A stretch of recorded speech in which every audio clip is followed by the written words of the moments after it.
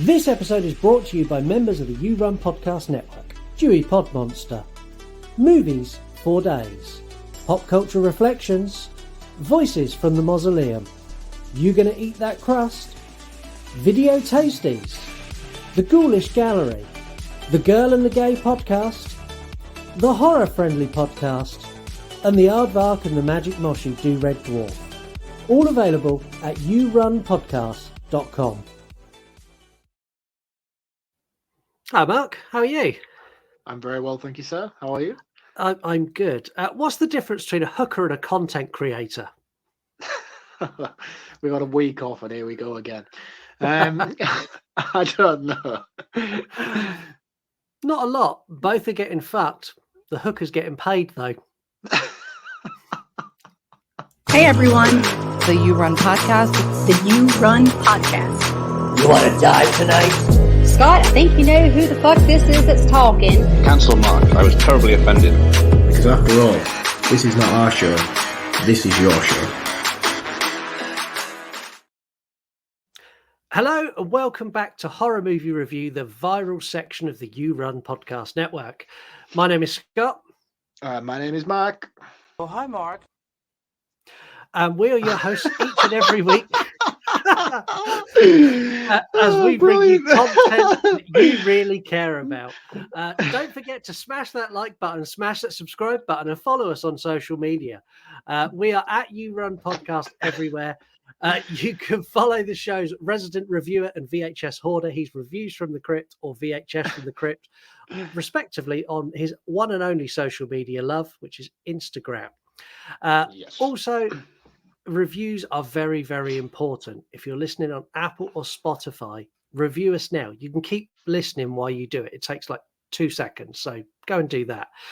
If you want to share your opinions, because the review box is not enough, you can do that by sending us an email, yourunpodcast@gmail.com, or leave us a voicemail wherever you can leave an audio DM, which is X and Instagram, and just hold down the microphone button and while you speak, and we'll get your message.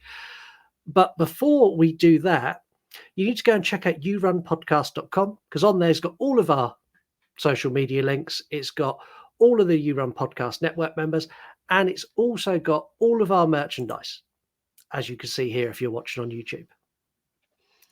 As beautifully displayed by my sexy assistant.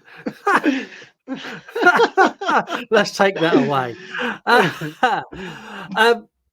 Before we get into the messages we have, because we have some audio messages, I want to talk to you, Mark, about your day today. And before we do that, anyone who's watching will see this, anyone else will hear it and get the gist of what's going on. I want to share a video clip that you sent to me today. Did you save it? Fucking right I did, and brought it into the episode. So here it is. Oh my god, guys, you are not going to believe what I've just had to come in to deal with today. Look at the fucking state of this. Oh my goodness me. I fucking hate my job sometimes. Look at the spiders. Do you want to talk us through your day? Because I think you need a little bit of like live counselling. Well, I mean, it was one of those things where I was sent to a job today. I had to go and run some cables in this loft space that the electricians couldn't find. They could find them quite easily. They just chose not to do what I had to do today. I opened the loft hatch, crawled my way in, and honestly, to my dismay, you should have seen the amount of spiders in this. That video doesn't do it justice of how many there were. That was before I even actually started to move things. Once I started moving cases and boxes, they just seemed to swarm from everywhere. There was hundreds of them, literally hundreds of them. So I got myself geared and tooled up. So I got a stick, and I also got myself well wrapped. So I got my gloves, and I'm a big fan of duct tape, and we're going to talk about that quite heavily in this episode. I've talked about it previously in the past as well, and how duct tape does solve everything. I got gloves, and then I duct taped them to my jumper like that, so they couldn't get in the sleeves or in the gloves, and then I duct taped my boots to my trousers, so that was cut off as well, and then I fashioned a belt between my top of my trousers and my jumper so they couldn't get that way, and then I pulled my hood up and drew the drawstrings tight, and then I just had to be brave. I just had to put on my big boy pants and just get the job done. And I'm proud of myself, man. You know, I'm proud. I did it, and it was honestly the most horrible thing. I just had to like shut my brain off and like just not think about what I was doing. But like every sort of little shadow or sweeping of cobweb that went past me there, I was freaking out. It was horrible.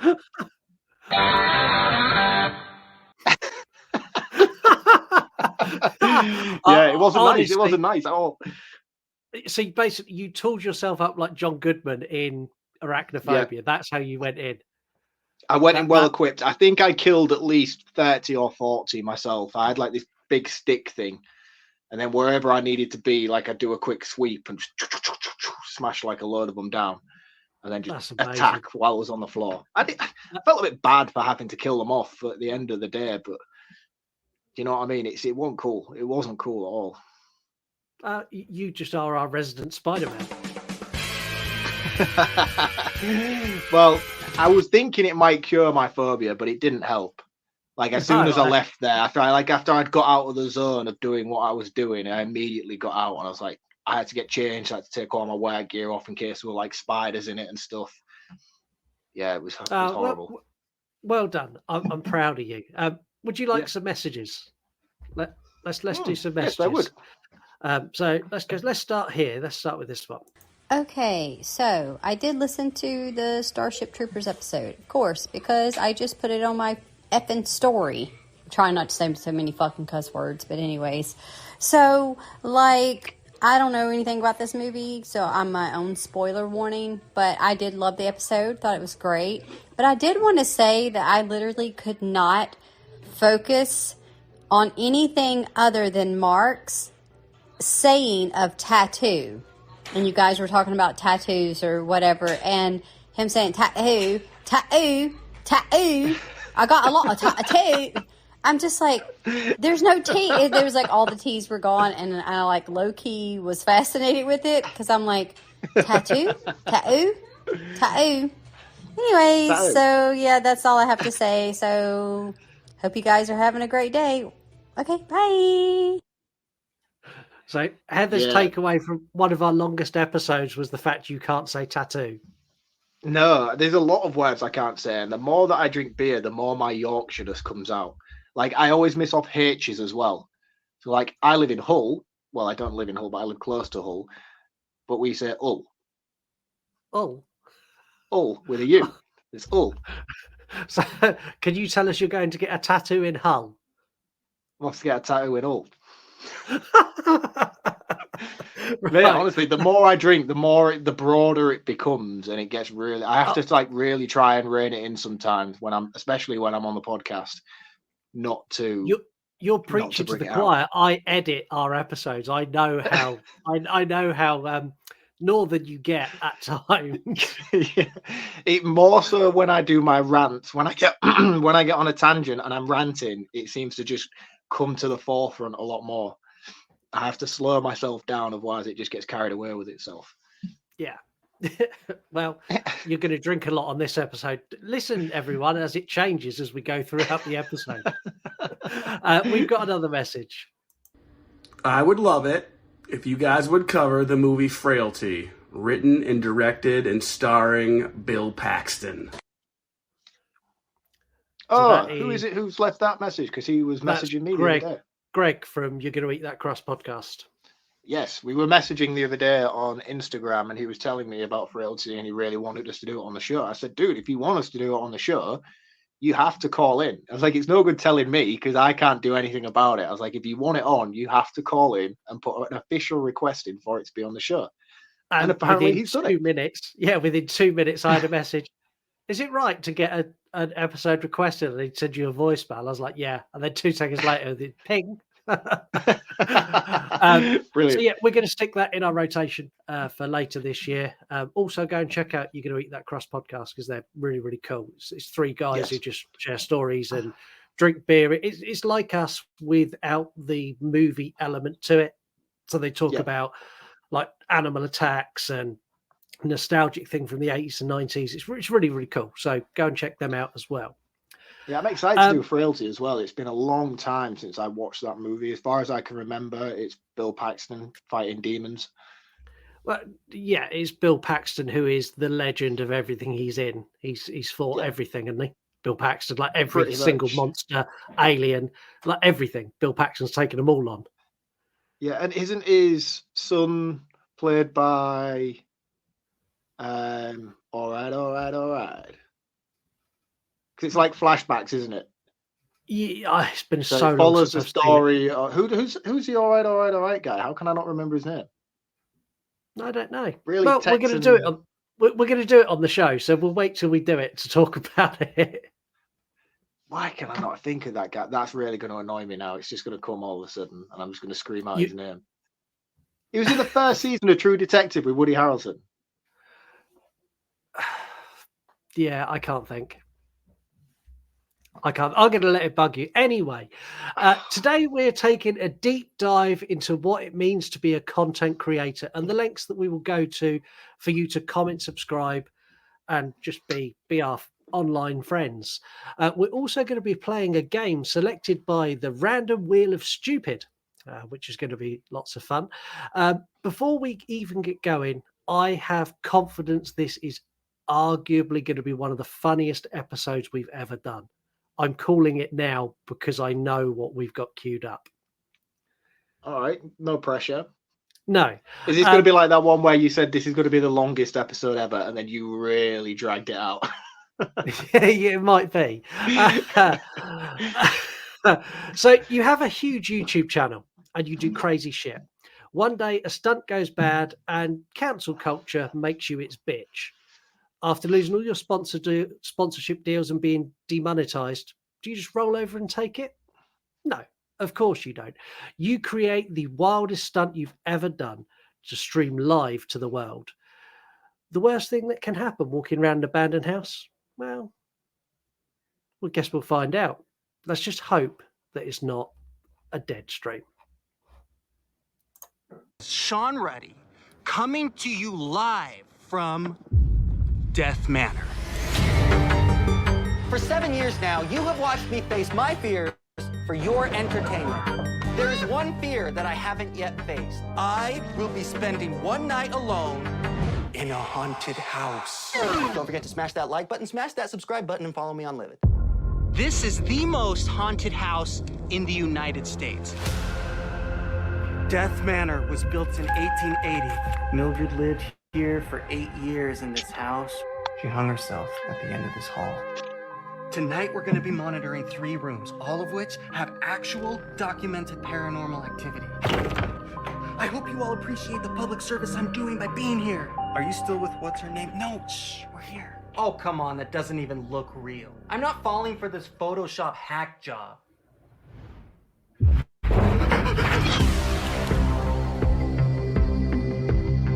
This must be her journal!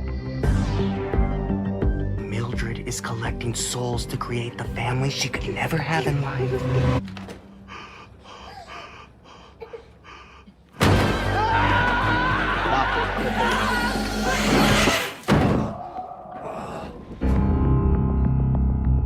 She sold her soul to the devil. I understand why you do what you do.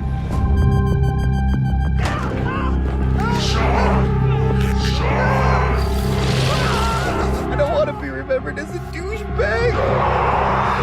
Somebody help me!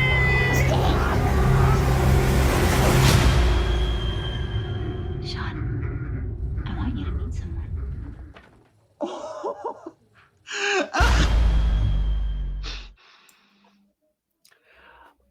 After watching that now, I'm really glad the first time I watched this, I went in blind. Yeah, I don't think that trailer does a bad job, though. I don't think it gives away half the stuff that happens, or even the half the tone or enjoyment that this movie brings. Like it keeps a very common ground throughout, and it doesn't overly sell you on what it is, because this is a very funny movie, but it's also a very, very scary movie at the same time. It's got a perfect balance throughout, and I feel like that trailer doesn't sell you on one or the other, if that makes sense. Yeah, it's I don't know. I think one of the biggest things for me is when it does the switch later in the movie and you start getting all of the like zombies and monsters and that kind of stuff. Like, I did not see any of that coming. So when it goes all Evil Dead in the third act, I was like, wow. And I think if I'd known that was coming, that wouldn't have had the same impact. That it literally smacked me around the head, and I was like, that's awesome. Yeah, I'm the same as you. I had no knowledge of this movie going in the first time I watched it. I didn't watch a trailer or anything. I just saw it on Shudder, and I think actually you'd seen it before I had because you were singing its praises for weeks. But even then, I managed to avoid any sort of knowledge about what it was. Yeah, and it's one of those movies that's kind of dipped under the radar. Even now, there's only like select people who've seen it. Like, there's so many people that I mentioned Deadstream. They're like, "What you on about?" Yeah, it's a massively underrated. Massively underrated movie. Yeah, I think it is. Anyway, the listeners score the movies here. Listeners have scored this a 4 out of 5. Letterboxd have come in at a 3.3 out of 5. Where do you think our AI companion Gladys has come in with this? She's still around. Yeah. She'll probably be about 4 as well. Maybe No, even higher. Gladys. No, she wasn't a fan of this. Gladys didn't like this. Oh. She gave this a 2.5 out of 5. Distinctly average from Gladys. Gladys is distinctly average. This is a spoiler-heavy show. Here's your spoiler warning. Okay, I'm going to explain this shit to you like you're 5. Get your eyes checked. Read the damn episode title. I don't want to hear any bitching, any complaining about how, oh, there's spoilers. No, read it. If you've not seen it, do not listen. Thanks, Heather. Thanks indeed. We need a new one. We do need to get her a new one. Get her to do a new one. Okay. We're recording True Crime next weekend, so I'll see if I can drag one out of her then. Because she'll be very fired up, because True Crime, when we record next weekend, we're recording the Joe Exotic episode. Oh, that's going to be so much fun. Yeah. The sound bites and clips. Do you put clips and audio bites and stuff in True Crime? True Crime's just had a revamp, so this will be the first episode with all of the new interactive features. Imagine this show, but ported into True Crime with me and Heather. That's kind of like we're getting more of the listener involvement and just making it a bit more wild and wacky. And I think Joe Exotic is the perfect episode to start that on. Definitely. There is so much fun you could have with that. That is going to be hilarious, I'm sure, especially with Heather's take on Joe Exotic. It'll be a question of who has the better shirt on that episode. Let's get into this movie. The movie kicks off with the intro to the Wrath of Sean Livid channel. So Livid is like a fictional version of YouTube or Twitch. And I don't know if they've done that for copyright reasons or whatever, but that's what it is. Oh, of course. You wouldn't have been able to put in the title YouTube and stuff like that and then get away with it. They'd have been all over it doing you. You can't just willy-nilly put stuff like a McDonald's logo in your movie without getting permission from McDonald's to do it. No. Which is weird, really, considering that later on when production companies start making mass amounts of money, they actually pay to have their product put in the film. But low independent films who are willing to advertise it for them for free, they're like, no. You want to use our brand, you have to pay us. Yeah, and the stupid thing is, I imagine in hindsight, had YouTube known what this was going to be, they would have been like, no, use us, show us our streaming service. And well, that's it. They've had the YouTube logo at the bottom of every single live stream video thing that he was doing. Yeah. Oh, well, their loss. We meet Sean Ruddy as he talks about the run he's had for his channel for the last 7 years, facing his fears for our entertainment. I love the clips of all the stuff that he's done, like the Moses basket down the river where he's like strapped in and pushed just into whitewater rafting, had me rolling with laughter. It was the police one that was my favourite. He threw a donut. Oh, was it a donut? I thought he egged him. And then he runs away. And when he gets smuggled across the border, there's the husky dogs in the snow with him in his underpants. And it's all the stuff that YouTubers will do. Yeah, and the one where he's like in the back of the car trying to get smuggled in from Mexico and stuff like that in the boot of the car. It's like, wow, you are wild. I hate YouTubers like this. I hate people who do offensive and insulting things in order to gain attention. Like I watched Yeah. this one on Facebook the other day. I didn't see the actual creator's video, but I saw an account who was calling him out for it, for basically just doing things that are offensive to people within the general public. And he'd done this video where he'd gone into like a Costa coffee, and then he was like pretending to masturbate underneath his, like, put his hand down his joggers while the woman was serving him. I was like, that is just so distasteful and offensive. And it's like, and he was just like, yeah, people like this should not be allowed to have a platform. These are damaging the creative community by doing stupid, ridiculous things like this. And yeah, I think they do a good job of showcasing him that. Yeah, he does. He does a great job of capturing like that. Yeah, and he's instantly dislikable, but he's charismatic enough that you don't turn it off. Like if he was really dislikable, this would be the point where I'd be like, do you know what? I don't fancy this. But he's charismatic enough that you buying into what he's selling you. And I thought it was a very fine line to tread, that he was an annoying arsehole, but I wanted to hear what the annoying arsehole had to tell me. Yeah, it's weird. He reminded me a lot of PewDiePie. Have you ever seen any of his stuff on YouTube? Yeah. He had a very similar arc as well. He's like one of the biggest YouTube creators going. He even held the record. I don't know if he still holds it for having like the most subscribers. No, I think that's Mr. Beast now. Is Mr. Beast overtaking him now? But he had a similar incident where he was like doing a gaming stream and he used the N-word, and he just completely lost everything and had to do like a big apology video and work his way back in and all stuff like that and build up his following again. It reminded me very similarly of him and his story. But the thing that really got my attention from this early on was how the perspectives would switch. Like I have nieces and nephews of like a teenage age where they watch content creators on YouTube who are like him on the daily, like the Jake Pauls and them kind of people of the world and the KSIs, and they are insufferable to me. I don't know whether it's just because I'm older or not, but I find people like that insufferable. But they love it and they feed into it and they watch that shit all day long. I wonder how their perspective of this movie would be in comparison to ours, because obviously we're just annoyed by him. We're like, this guy is a dick. And I wonder if they would see this film from a different light because they would enjoy his behavior and his persona. Well, I watched this with the two older boys and they found him funny but annoying. Right. So, and I think that's kind of like, that's where they see the likes of KSI, Logan Paul, PewDiePie. They find them entertaining, but they are irritating. It's like small doses. You take a 10-minute video and then you watch something else and then you do another one. Yeah. I can't stand the KSIs and Logan Pauls of the YouTube community. They drive me up the wall. Can't wait to see that other one get knocked out by Tyson in a couple of weeks. Why would you fight Mike Tyson? We're not talking about that because that's like an hour episode on its own. He gets attacked by headlines of online news articles hitting him in every direction, saying he's a disgrace and his behavior was atrocious and he's been demonetized across all platforms. The way he killed these off by going Hadouken and then them exploded, and what he threw at them was his apology video. This is 100%. I've seen YouTubers who make apology videos in this way. Logan Paul, when he went into the suicide forest in Japan and he got demonetized and had his apology video is almost this video.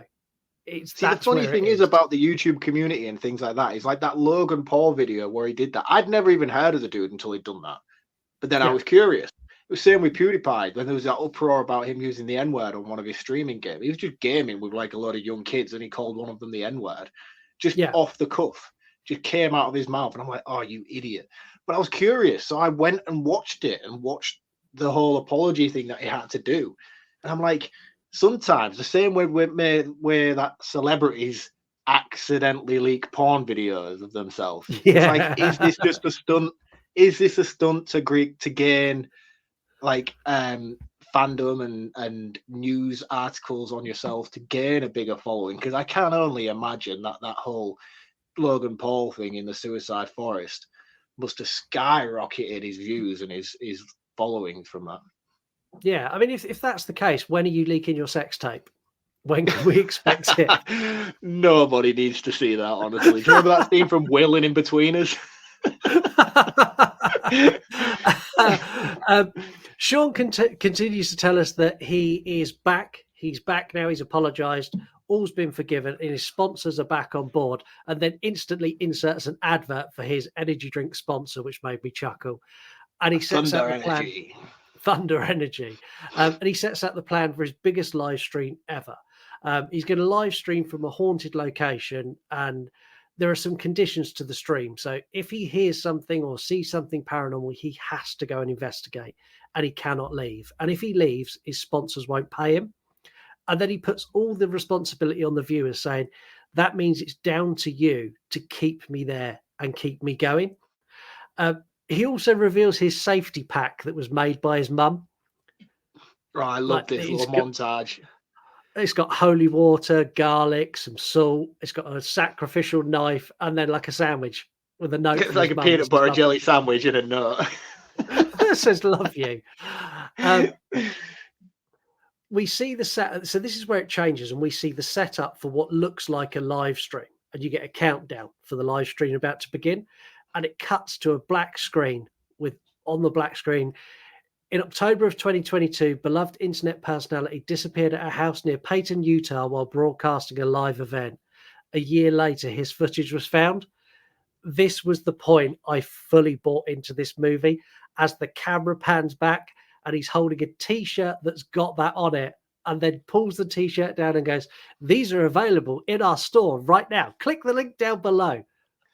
Perfect. Not only was that one of the best Blair Witch homages I've ever seen, it was just delivered flawlessly to comedic purpose. And it was just so funny, because when I was watching, like, usually when you see the scrolling text thing on TV, I was like, why is it like blowing in the wind a little bit? And then it just panned out and it's just him holding the T-shirt. I was like, that is fucking genius.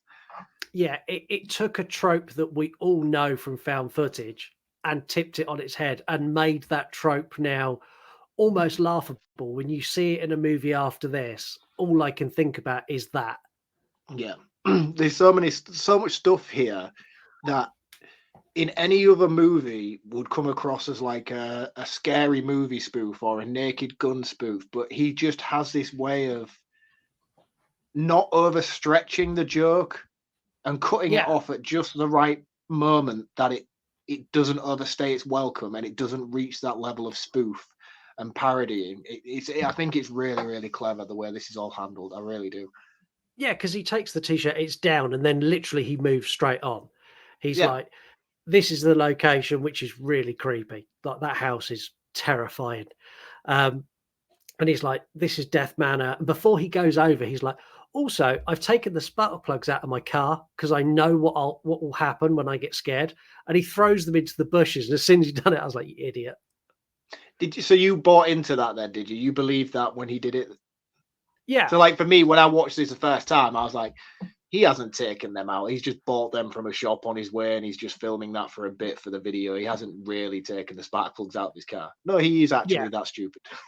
He is actually that stupid, as he proves later when he goes looking for them.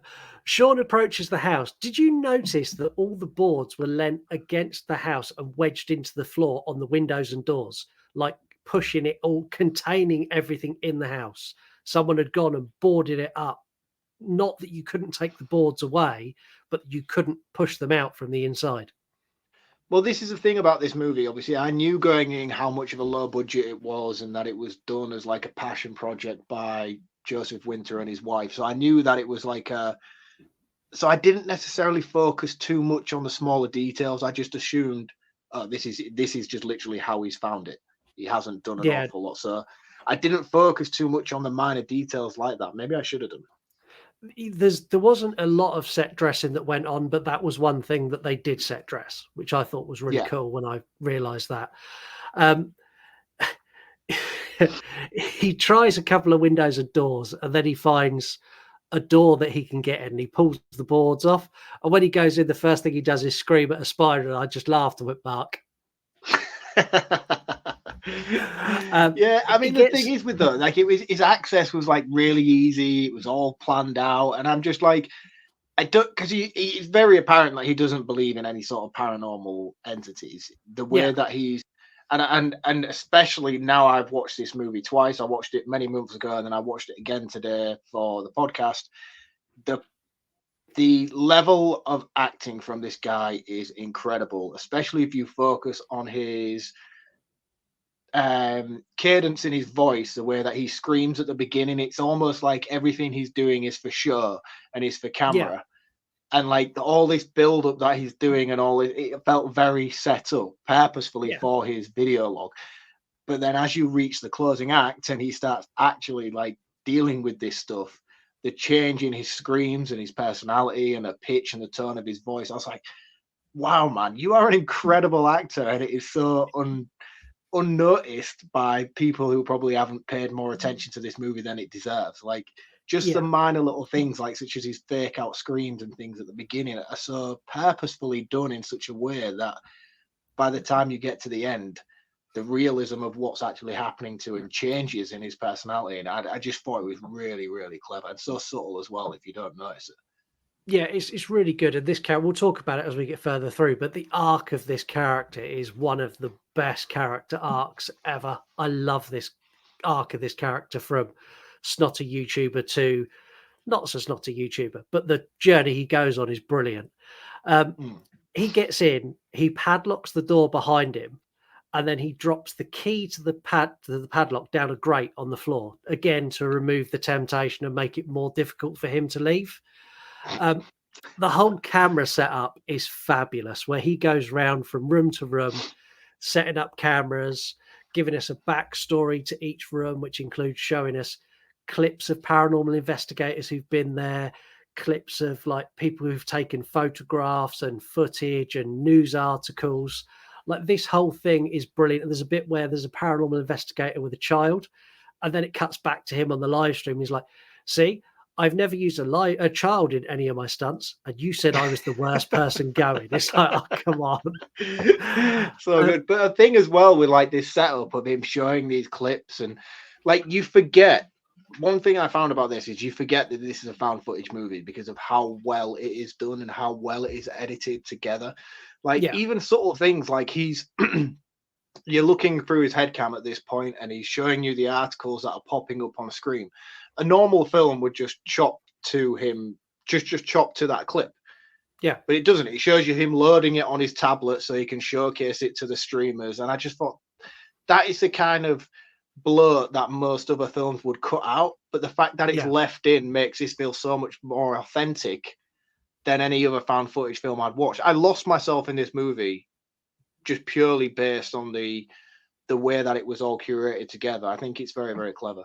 Really is. Yeah, and like this setup where they're doing the cameras and he's showing the backstory and he's showing other footage is completely ripped straight from things like Ghost Adventurers or Ghost Hunters. This is exactly how they do the setups for their show. And I've got 2 teenage boys who watched Ghost Adventurers on a loop for about a year. And like you could take the beginning of Ghost Adventurers and chop it into this movie and you wouldn't know the difference. It's that accurate. It's so good. I've never seen that show. So for me, this was just like new territory, the way that he was doing it. I was like, oh, that's really cool and really clever and just very, very subtle in your just I don't know. It's hard to say what it is about it that makes it so perfect, because it's the little things, the attention to detail that you just, I don't know. I didn't pick up on it as much as I did the first time around, but this time I was really paying attention to these little things that he was doing. And like the comment sections and stuff, which I'm sure we'll get to later on. Yeah. I had so much more time to read these this time around, and they are fucking brilliant. They are incredible. I've got a bit in facts about the comment section. The other thing that this does really well is it gives you the full layout of the building. Like I understand how you get from room to room. I know the layout because he walks the layout with you. So you know the living room leads you into a corridor which takes you up the stairs. You've got a bedroom downstairs. You've got the other bedrooms upstairs, and you know where everything is. And I thought that was really, really clever. We get the master bedroom where there's been a man who's been seen in the corner, and they've got an EVP of him saying pond water. We get a nursery where there's 5 children that apparently have died. and a bathroom as well, which is really creepy. And then we get the hallway, which is where Mildred died. Now, Mildred is the main spirit who died in the 1800s. She was a poet and she was engaged to a publisher. When he died unexpectedly, she killed herself. Now, Sean has a theory really early on that he just like a throwaway comment that he's like, maybe she's collecting souls to like be the family that she never got to have. And again, I thought it was really clever that they told you what was happening straight away. Like in the first 10 minutes of the movie, you know what's happening, but you discount there's so it as much him foreshadowing. Yeah, I think it's brilliant. He also says that she's like him. She just wants people to listen to her poetry, and it's a bit sad. And then when it The comes full parallels circle, between these two characters is just it is perfect. They are the same people. He's screaming for attention from YouTube, and she's screaming for an audience for her poetry. Yeah. The final room he shows us is the only room that's had no paranormal activity, and he dubs this as the safe room and head of operations for Wrath of Sean. It's Wrath of Sean HQ. But there's a cupboard in the room, and he's like, I know a lot about going in cupboards. I'm not scared of cupboards. And he goes in, moves all the clothes out of the way, and there's a symbol hanging on the wall. And he picks it off. It's like, oh, this is creepy. Oh, this is creepy. If anything goes wrong tonight, it will be all to do with this. Which, again, is fucking amazing. Foreshadowing. Yeah. And then there's a bag, and he drops it on the floor. And it's forgotten about them. We don't know about it for probably an hour from now. He then goes to the live stream comments, which flow up on the screen as they're screaming at him, going, there is an actual ghost. And he's like, no, you guys are silly. And then there's like people doing screenshots where they've screenshotted the ghost. He's like, look, I've been using Photoshop for years. And if you think I'm going to fall for this dodgy hack job you've done, I'm not. I'm going to check the footage so you can all be embarrassed. And when he checks the footage, it's hilarious because there is a ghost in the hallway and he just has the biggest like screaming meltdown, runs and hides in the cupboard. It's like his reaction to this is amazing. Like this is where he changes from being it's fun for him, he's doing this to build an audience, to oh fuck, there's something here I didn't expect. I didn't know this was coming. Yeah, and most normal people in this situation are like, yeah, it's time to go. But he's more concerned about his followers and his likes and his monetization and his sponsor, that he has to stay and do what he needs to do. Yeah, and it's even his followers are in the comments going, no, you need to go and investigate. You need to do a seance. You can't do this. You can't leave. You'll lose. And it's like there's comments that are going, sponsors, no money for you. You're cancelled again, and all this sort of stuff. He's like, all right, fine, I'll go and do it. And he goes back into the hallway. There's some more banging, and like in a second, you get like this POV cam of like the front of his face as he runs and screams down the corridor. It's this point where he treads on the symbol and he breaks the symbol on the floor. He blocks the door as the banging is getting louder, and it looks like he's about to have a heart attack, and we're greeted with Chrissy. Straight from the off, I was like, no. Yeah, so Chrissy is a super fan who's worked out where he's streaming from. This, to me, is the most terrifying element of this movie. So, as someone whose face is across social media all the time, meeting someone who knows me in the wild scares me. Now, we've done conventions. We've been for the Love of Horror a couple of years now. And like in that environment, I expect people to come up to me and go, oh, you're Scott for the You Run podcast. And we have a chat. I expect that. Yeah, it's a safe zone for that to happen. Yeah, but like I got spotted in our local Tesco's. This is about a year ago. I told you about this before. I got spotted in a Tesco's, and it was someone just came to me, oh, you're Scott for the You Run podcast. Honest to God, it freaks the shit out of me. It's like, it's daytime, there's crowds. And I was like, yeah, okay, anyway, got to go. And I was gone. But put that same scenario in an abandoned house in the middle of nowhere, I'd be like, I'm done. Yeah. I'm going now. Fucking up, middle of the night, pitch black, and you're just there. And this girl walks in. She's like, I'm your biggest fan. you'd be like, nah, mate, nah. To be fair, she is quite hot though. I don't care how hot she is, man. I straight away, as soon as she walked in, I was like, nope, I am not getting good vibes from this. You need to leave. Fuck the ghosts. She is more worrying than they are. Yeah. I love that his followers turn on him. They're like, no, she can't go. She's got to stay. We're not going to watch. If she goes, Team we Chrissy. go. Yeah, if we go, if she goes, we go. And he's like, all right, fine, she can stay. And then with that, fits her with the camera. And he calls it Christy first. She's like, no, it's Chrissy. And like you see like the letter in delete as he renames the camera. He also when he puts all his cameras up in the certain rooms and he gives them all special names and stuff, it's brilliant. Can't remember the certain ones for the room, but the beef jerky cam later on is the best. Yeah, beef cam and mill dead cam are amazing. Yeah, mill dead cam. Now with Chrissy in tow, he continues through the house and he makes her walk backwards so he can look at his iPad and see through her head cam what's behind him. He's like, nothing will scare me now. I've got eyes in the back of my head. And this is where there's some tension between them as well. Because he's like, look, remember, I'm the star. You're like my assistant. And she's like, yeah, okay. And she makes him jump. She sort of disappears for a second and then makes him jump. And he has a proper like, you don't do this. You stay with me. This is my stream. You're here because I'm allowing you to be here. And I'm like, you're such a dick. No, because the thing is, like, he is in that moment, but I immediately, when she started like disappearing off, it was too quick. And she was too familiar with the layout of the house. And I was like, yeah, you're not right. Something is wrong with you. Do not trust this girl. Yeah. When did you pick up on her? I picked up on her early on, but I think if I'm honest, if I was single and she's quite a hot girl, I'd have just gone with it. It'd be fine. What's the worst? So you were following your dick, and this is why you would have died in this movie. This is very true. They stumble across. Well, no, I say stumble.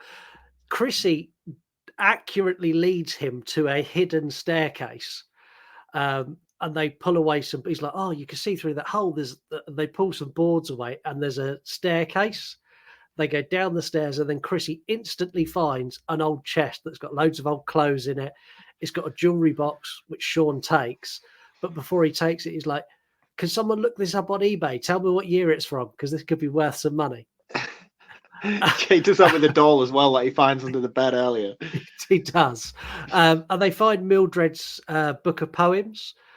And Sean starts reading one, and then he's like, oh, this is bad. Oh, Chris yeah. And Chrissy's like, what? No, it's not. And I was like, yeah, dude. Yeah. And she's like, keep reading. And he's like, no, we'll just put that away. Yeah. I'm like, alarm bells, man. Alarm bells. Like,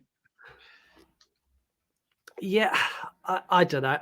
I don't know if in that environment you'd pick up on her being like, oh, no, it's okay. I don't know if you'd pick up on that with everything else that's going on. No, but like when we're watching it as an audience and you're looking at her face and she seemed genuinely pissed off that he was insulting the poems, I was like, yeah, dude, she wrote them. Don't say that. After this, he gets really hyped up. He's like, this is brilliant. We found a thing. I'm going to get out the wheel of stupid. And it's just a wheel that he spins and it's got different stupid things to do. It's got like seance and EVP and Ouija board and all these other things. And it lands between seance and EVP. And he goes to spin it again and Chrissy grabs his arm. She's like, no, it was fate. We're meant to do both. Like, oh. Like, yeah. No. I mean, they're just laying it out for us plain and simple that she should not be trusted. She's creepy as shit, man, in this moment. And I didn't pick up on it as much the first time around, but obviously the second time watching it, knowing what I know, these little details I was paying attention to, and I was like, man, yeah, it's like there in black and white. Yeah. And one thing as well that Sean says is, which I loved as well, is like, I'm going to kill Chrissy by the end of the night. Do you know when he's getting really pissed off with her jumping out and scaring him? I was like, excellent. He begins the seance and nothing's happening. And this is where Chrissy suggests that he should read something in Latin. No, absolute no. And he says, I'm not reading that because I don't know what it means. And she's like, well, it's fine. It means you're friendly and you're just open to talk, blah, blah, blah, blah, blah. And we all know that she's absolutely full of shit, but he recites it anyway. From here, there's like this little section where Chrissy keeps trying to scare him, and they're sort of moving through the house, and this is when everything starts to click into place for him. You see him have this big aha moment where he's like, I locked the door, which means, how did you get in? She's like, oh, through another window. He's like, bullshit. Like, there was no other way in. I checked. This is the only way in, which means you were here first, which means you're not a fan. You're a crazy ass stalker and you need to go. And this is where the movie takes a step in a batshit crazy direction that I did not see coming at all. Did you? No, well, like I did, and I didn't. Like I was always suspect of her, but like I said, for the first time watching it, I was suspect of her for probably the different reasons that this movie ended up going in. I was like, she's like weird stalker, crazy, super fan. This is going to go in like some weird, because I didn't see a trailer or anything, so I didn't know what was going to happen. I was like, this is going to be some sort of weird misery direction. She's going to be Kathy Bates, and you're fucked, dude. And then when it turned like it did in this instance, I was like, holy shit. Yeah, she lunges at him and bites his neck, and they struggle down the hall, and she's got her legs wrapped round on him. She's literally chewing on the side of his neck, and he reaches and he pulls a bit of the wood out of the wall and stabs her in the neck and kills her. And he absolutely freaks. And I love how well he handles this as well, because he's like, in that moment, he's like, call the police. I've just killed someone. I'm sorry. You all saw her attack me first. Please call the police. I'm just going to wait here till they arrive. Yeah. And I think it's quite a genuine reaction. Like in that scenario, he knows he's got no way of getting out of the house, no way of getting away unless he goes finds the spark plugs, but he has got a couple of million people watching him who can do all that shit for him. So I thought it was really clever. He goes back into like the safe room and he's sort of trying to get people to contact the police. And then he hears a bang and he goes back outside and Chrissy's body is gone. And there's a trail of blood up to one of the rooms. He slowly goes up and he goes, are you okay? And there's no noise. He's like, I'm just going to leave a first aid kit outside the door for you. And he pulls out the little red first aid bag. It's just got like plasters and shit in it, and he just leaves it outside the door. I was like, fucking brilliant. The next few scenes are great as he tries to find a way out of the house. And we get our first really well-earned jump scares in this as well. Also, incredible use of the camera. I don't know if you noticed that there's a bit where he's walking down the hall and he's looking on his iPad. And on his iPad is the camera that's behind him, that's filming him looking at his iPad, walking down the hall. Is this where we've got the ghost swinging on the noose? Yeah. And he's trying to avoid it. Yeah, really clever. I mean, they do that quite a lot throughout this film with the flicking back and forth.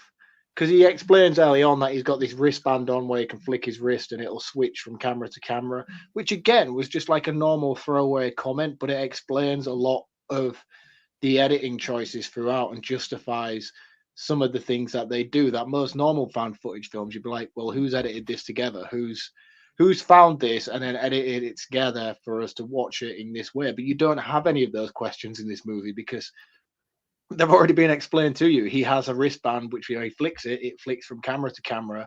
So it provides a more cinematic experience for the people who are watching his live. I was like, I believe it. Done. There, he describes it as the greatest live cinematic experience. That's what his live streams are. Yeah. So he's just done away with all the questions that you would normally have to pull apart a found footage movie. Yeah. And it's really, really clever. He makes his way downstairs and he goes and searches the grate to try and find the key to the padlock.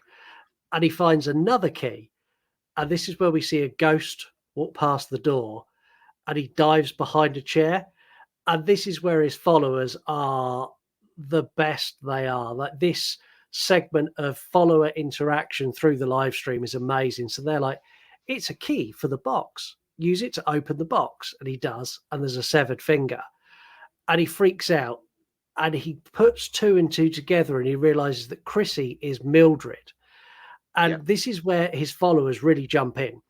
There's a little kid who's like, look, I've worked out what that thing is. That thing is called a Hamza, and it's there to stop evil spirits, and you broke it, and you shouldn't have broken it. That's like, you're in a bad place now. You need to get out of the house. And they go as far as like his followers track down the lady who made the Hamza, who used to be a nanny in the house. Yes, and this was very made good. me cry with laughter. So that you hear this bloke go, Nana, you're talking to the man in the house now. Can you tell him what it is? She's like, oh, it's a Hamza. I made it when I was a nanny there. It stops all the bad spirits. So as long as that's there, you'll be fine. And the grandson goes, oh, he broke it. She's like, well, he's fucked then. And she's the sweetest little old lady. He's like, well, he's fucked then. There's also a follower who's translated the Latin, who explains to him that you didn't say what Chrissy said. You actually sold your soul to Mildred. Yes. You offered yourself to Mildred.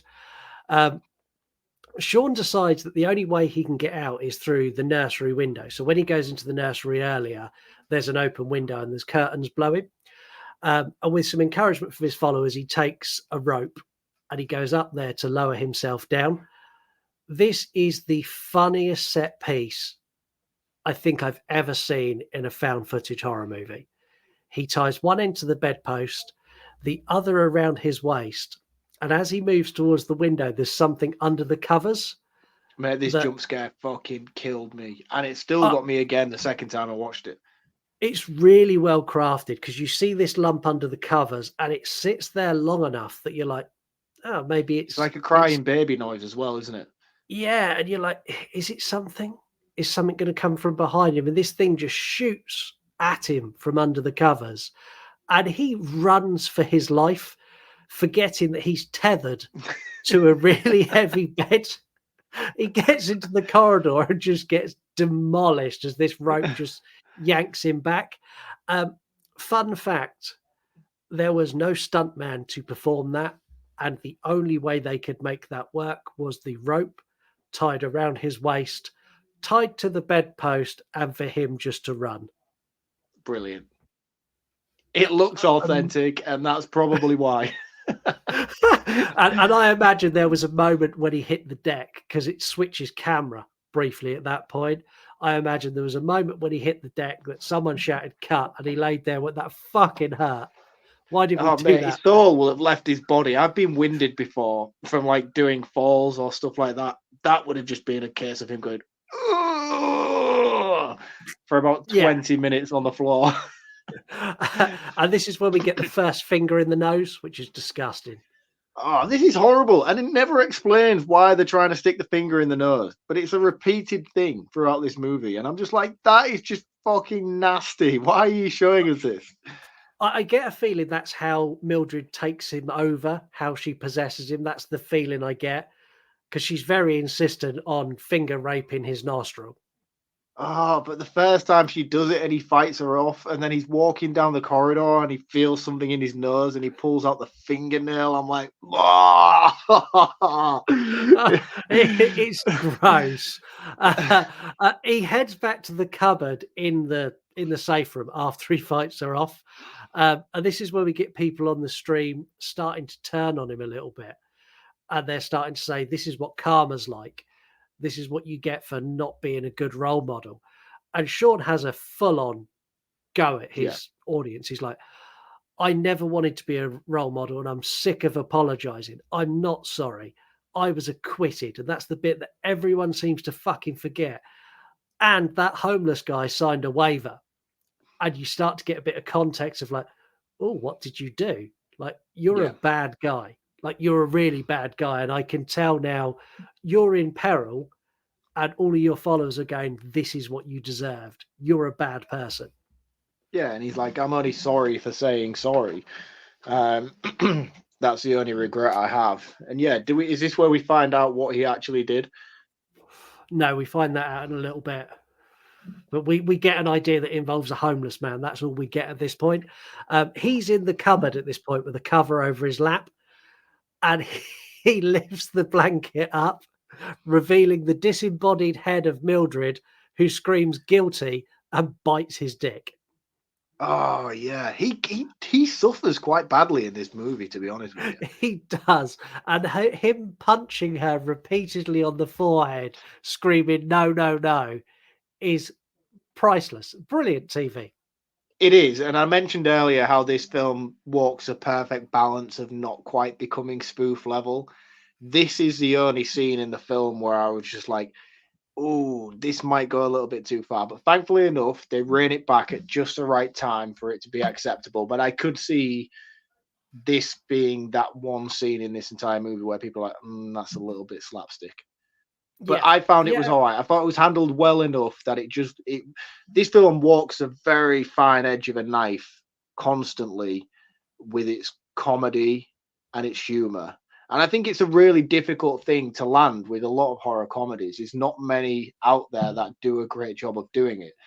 I mean, Evil Dead 2, Shaun of the Dead, to name a few, they're like some of the master classes on how this is done. And I think this one, although not quite reaching the heights of those movies, deserves to be amongst the conversation of how to find that perfect balance. Yeah, I agree completely. This is Sean's breaking point. As he gets Mildred off, he runs to the nursery and throws himself from the first floor window. Again, Joseph Winter onto a stack of mattresses. So much respect for this guy. Yeah. just flung himself from a first floor building onto a mattress and a crash mat with the mentality of it'll be okay.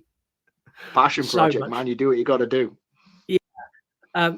He heads into the woods to go and find his spark plugs, by which some miracle he finds them. He also finds Smeagol from Lord of the Rings. Or was that me? No, it was like an armadillo Smeagol. It was Dirty the weirdest hobbit. looking creature. Want your spark plugs, do you, boy? It was just the creepiest little thing I've ever seen. But again, that sends Sean just like screaming into the like back towards the house, and all of these screaming bits are shot from like the PO, like looking at his face, and it's almost like that fisheye lens, and he just looks so funny. You can see the sheer terror on his face, but you're laughing because you can see like the little Gollum behind him going, "Come back with the ring, little hobbit." So was this good. CGI? Was this was CGI? No. This little Gollum. No, thing? no CGI. Are you in this sure? movie. 100%. No CGI whatsoever. This was the one that I was like, that doesn't look great. No, it's a puppet, and it was just like they only show you it for a flash. So I think it may be I think the it was angle just they maybe do my it. eyes playing tricks on me and the lighting and stuff like that. It just looked a bit. I was a bit. That doesn't look the best it can do. No, don't get me wrong. Like some of the scenes that we see later on with some of the other effects that they use are amateur hour practical effects, especially when we look at the progression of Mildred through her state of decay. It's like you can see the effects are. I mean, they're Evil Dead 1 level effects, but especially considering how much homage this movie is paying to that film, I understand why it looks like it does. And it didn't ever bother me. I mean, I'm a practical effects guy. I love this kind of shit. I love to see amateur effects in play. Like when we talk about films like Hotel Inferno, the effects in that movie are like fucking paper mache bodies that are just filled with spaghetti. But I love that shit because I can see the creativity on display. And that's what I appreciated a lot about this film. But it was just that one little armadillo Smeagol thing in the forest. I was like, oh, that looks a bit. And that's only because I thought it was CGI. Maybe now I know it's not. And if I go back and watch it again and maybe spend a little bit more focus on it and see that it's actually made puppetry, I probably wouldn't have that opinion. But I just thought it was like a glossed. But that's probably the lighting from his headcam that made it look that way. Yeah. He comes out of the woods and he's met by a cop who he kind of helps him up off the floor after he's tripped over. He instantly hugs him. And he's like, "Oh, thank you so much. I'm so glad you're here." And then he takes a step back. He's like, "Where's your car?" And the cop's, "I've been watching you all night." And Sean's like, "No, no, no, no, no, no, no, no, no, no," because he knows something's up. And the cop starts to sort of morph a little bit into some sort of monster. And she was like, look, I would never hurt anyone. I would never hurt anyone except you, dirty pig, and then kicks him in the balls like 3 times. And then runs and gets in his car. And this is where we get jerky cam. Yes, beef jerky cam is fucking excellent. He's in his car and he can't get an angle to see the guy, and he's looking for something he can attach a camera to, and he finds a big length of beef jerky. He duct tapes the camera to it, and he's still got the commitment to his stream that he names it Beef Cam. Yeah, he typed in his tablet the name of the camera. And then he kind of dangles it out the window, and you see the guy getting up. And why this is going on, the old lady who was on earlier is telling him that he can do a ritual that will basically steal Mildred's power. Like he can strip her of her power, and it's a sacrifice, isn't it? Yeah, and he finds the spell in Mildred's book and the words in Mildred's poetry that will allow him to do this. And he's I think trying they even to say it's a sacrifice of flesh is what he has to do. Yeah, and he's like, because it's a recording, the old lady's not live. He's screaming at her to hurry up, and she's moving at the pace that an old lady would. And she's like, midway through, she's telling a story of when she was there, and he's like, I don't give a fuck, just tell me how to do it. And then he's like, he finds this bit of paper. He's like, everyone needs to translate this, so when I get back inside, I can do this. And this is where the cop bursts through the car. And at this point, he's also looking for a weapon. And he finds a potato gun and a bobblehead of himself. This is one of the best kills or best sort of attacks in the movie. He gets attacked and he crawls out of the car as the cop zombie crawls in, and he blasts him through the chest with a potato gun, which is containing with his own bobblehead, which is shirtless. And then the monster like sinks and slides down the potato gun. I'm going to say the practical effects of this are not great, but they perfectly fit the tone of this movie. And if these were highly glossed, top-end practical effects with a gloss of CGI over it, I don't think it would work as well. No, it doesn't. And that was kind of my beef with the whole Smeagol armadillo. And I think knowing that it's not has definitely changed my opinion of it. But they're not bad. They're not bad effects. Like if you're a B-movie horror lover and an independent horror lover such as myself, like we're accustomed to effects like this, and we appreciate the artistic, because you get to, like, when you see practical effects in like big budget movies, you know they cost millions. You know they cost extensive amounts of money and a massive creative team behind them to make them look as good and as glorified as they do. But when you see something like this and you know it's just him in his garage on his off time, because he's still probably got a full-time job in between making this movie and all the rest of it, and you're like, man, you've been at work all day, you've come home and you've just crafted this amazing potato gun bobblehead grenade launcher to shoot through the chest of this cop, and you've got to storyboard all this together, and then you're like, right, and then that's going to do that, and you can see the effort and the passion that's gone into it from a production like this, and I appreciate that so much more than I do when a studio just chucks a hell of a lot of money at somebody who has the artistic talent to do it. I'm not saying that he doesn't have the artistic talent to do it, because it looks fantastic, but you can see the amateurness in it, and I appreciate that a hell of a lot more when I'm looking at practical effects than I do with the budget stuff. So I commend him massively for what he's managed to achieve with this film. Yeah, him, Vanessa Winter is his wife, the producer who I can never remember his name, but he's in my facts later. Like the amount of work he put into this as well, like so much effort went into this. I think it's great. This also contains my favorite line in the movie. When he realizes his iPad doesn't work, he screams, "Someone help, I'm dying," into the live stream. Is this because he feels disconnected from his streamers now? Yeah, I'll be honest, this is how I feel when my phone dies. Oh, come on, dude.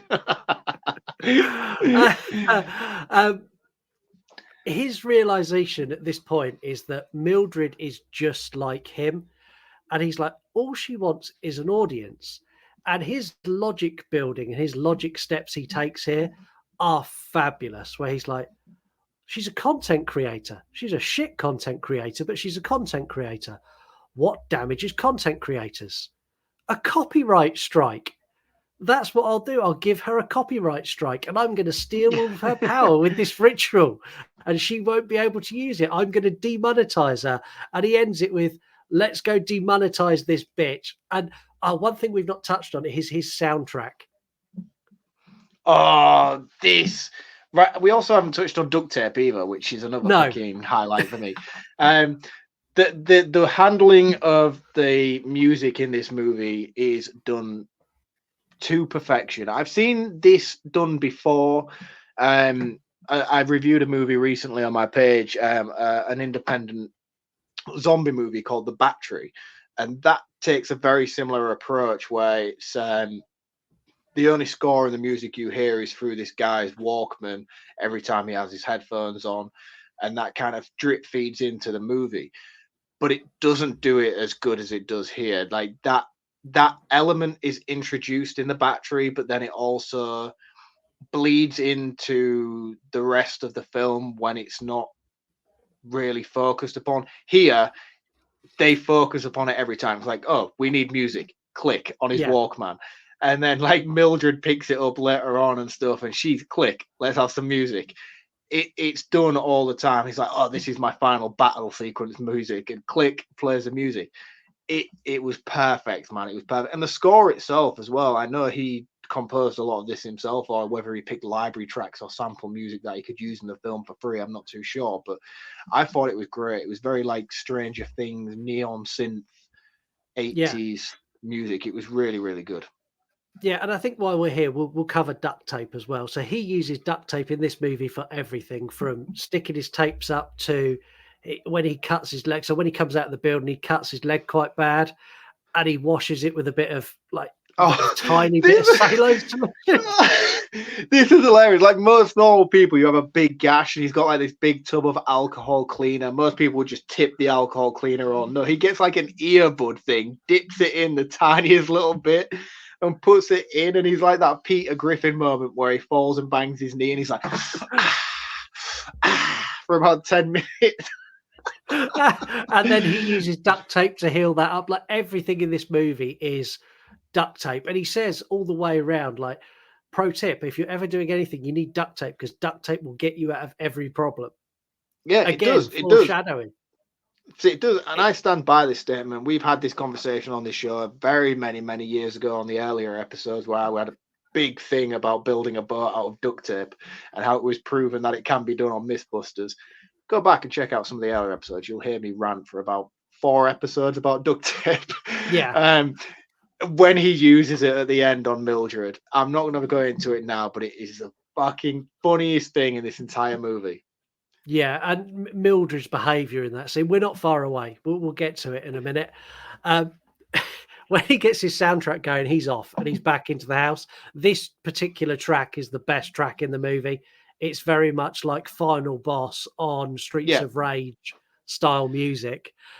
He breaks back in and he picks up a broom handle and he attaches the knife that he had earlier to the broom handle. He also attaches a camera to the broom handle and calls it Spear Cam.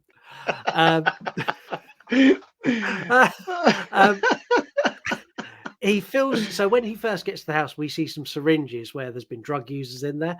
He gets one of those and he fills it with holy water, and he collects a large meat cleaver that we saw earlier on the wall, and he takes that as well.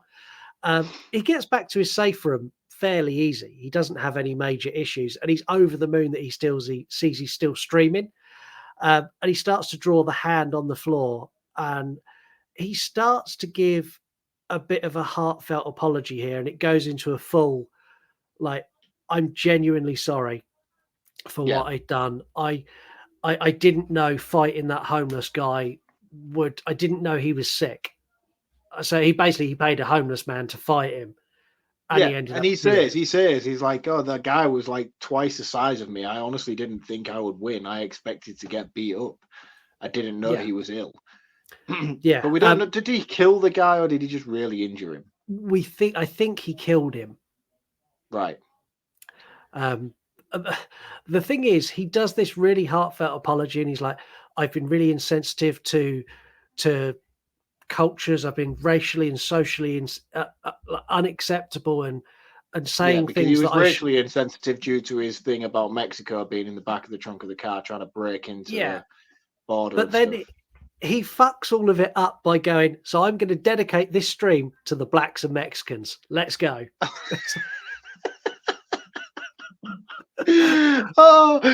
Mate, honestly, that I bent over double. I was like, yes, that is fucking hilarious, because it just shows how out of touch he is as a person and his concept of reality and real world issues.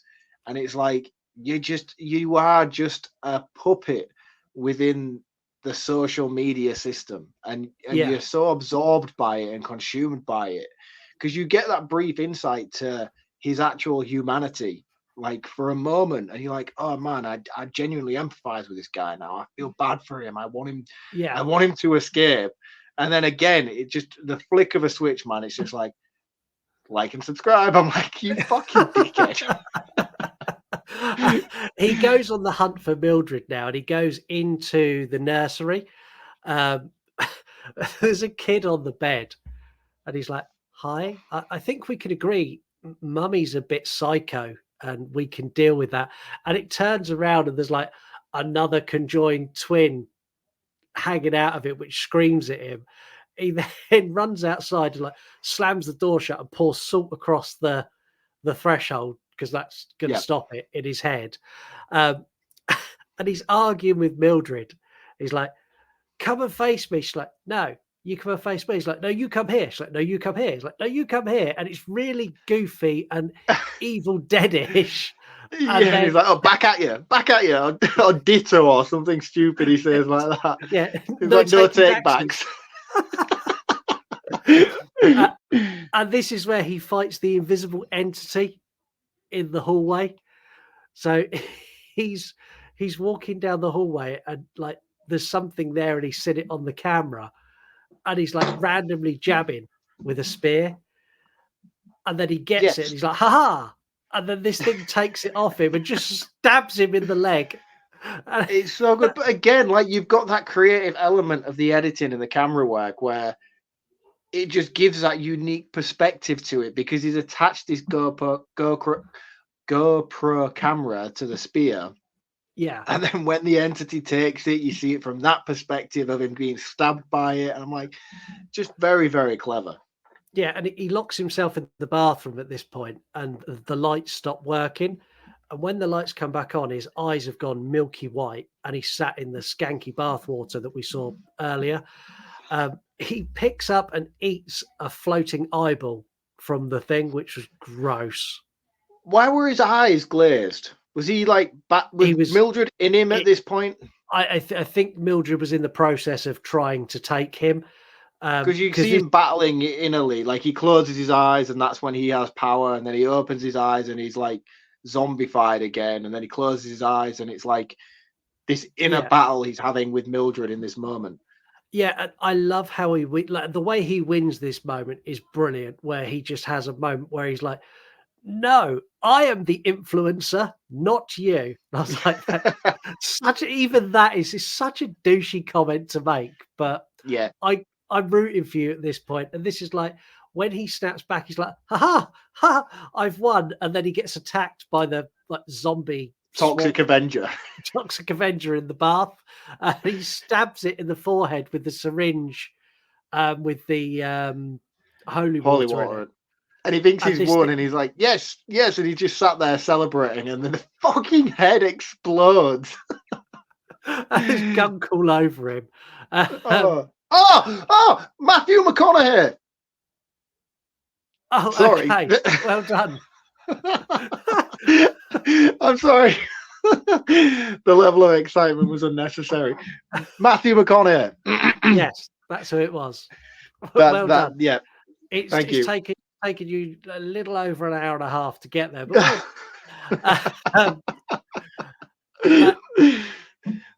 his his plan now is fabulous because he wants to get Mildred to come to him. So he uses the poetry as bait and he throws it out into the hallway and he's watching it on the hallway cam. And when he sees it moving, he lunges out with the meat cleaver and he's like chopping either side of it to chop her hand. And this is where she dives from the ceiling. And again, another brilliant moment where she's smashing his head off the floor and she's going, smash that like button, smash that subscribe button. Her knowledge of social media, considering she is a ghost, is very, very intelligent. She's been watching the live stream. I know, but I mean, there is some little bit of leaps of logic you have to make with this movie in terms of Mildred's character. I mean, like the fact that she's all dressed up in modern day clothes as Chrissy, and then the next minute she's Victorian Mildred, and her knowledge and her understanding of Sean as a person and stuff. And it's like, have you got an iPhone? It's like, how do you know all of this stuff?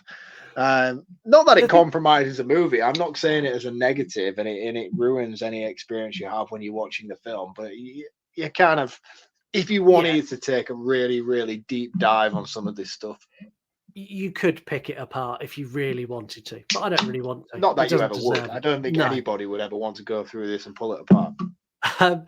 He takes the cleaver to her head and takes her down. He then tentatively mounts a camera on her head and names it Mildred Cam. So he knows where she is. This is where she gets up and she picks up his recorder that he's dropped and she hits the music as she goes into the room. She sees legs hanging out from behind like the desk where he set up his stream stuff. And she goes round there and he comes out behind her in his underpants with a chair and wraps it round her head like full-on WWE style before duct taping her to the floor and duct taping her mouth shut as well.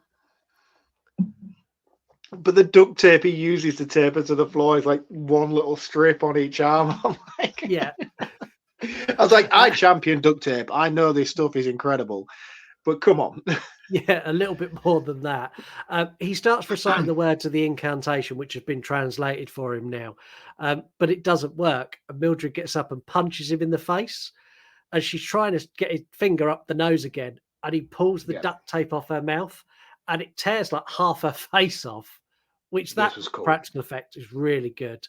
Yeah, really cool. And this is where she starts torturing him. So she sprays him with bug spray. Earlier, we saw him take a pee in a bucket, and she waterboards him with his own piss.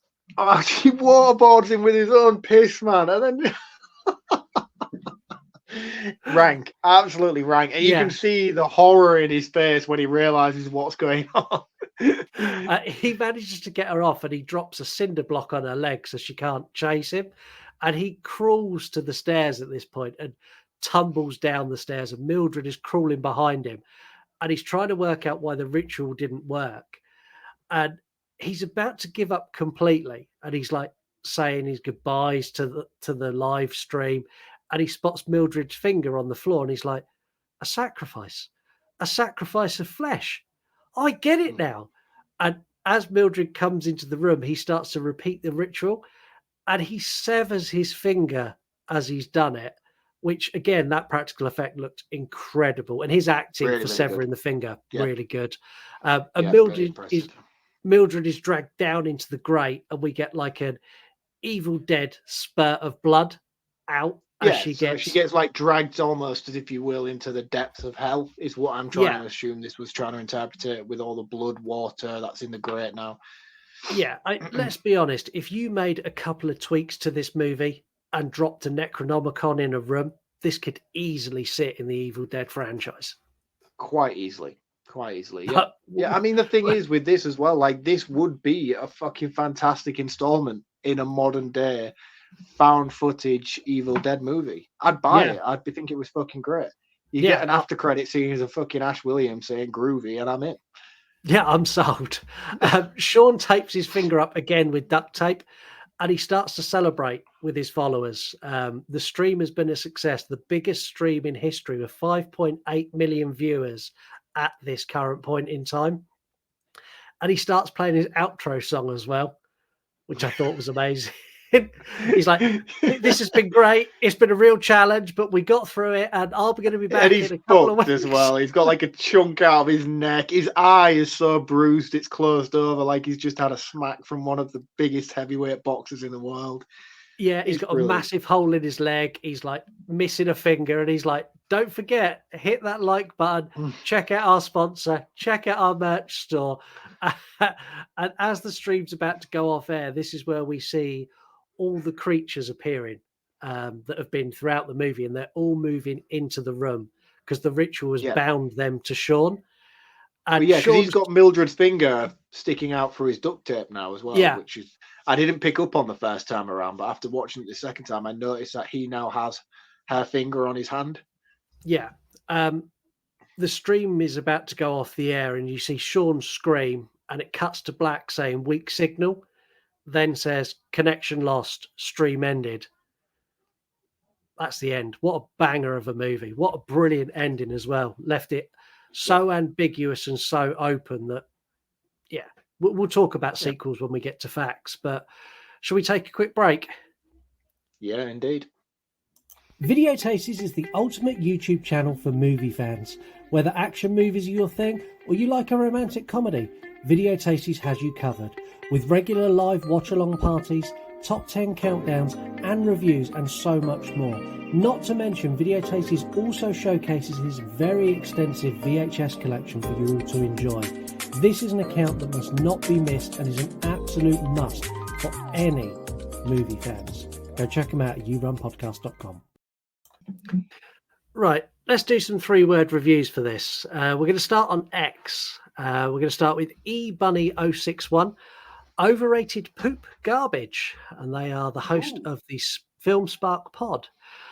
Movies for days. Chicken shit streamer.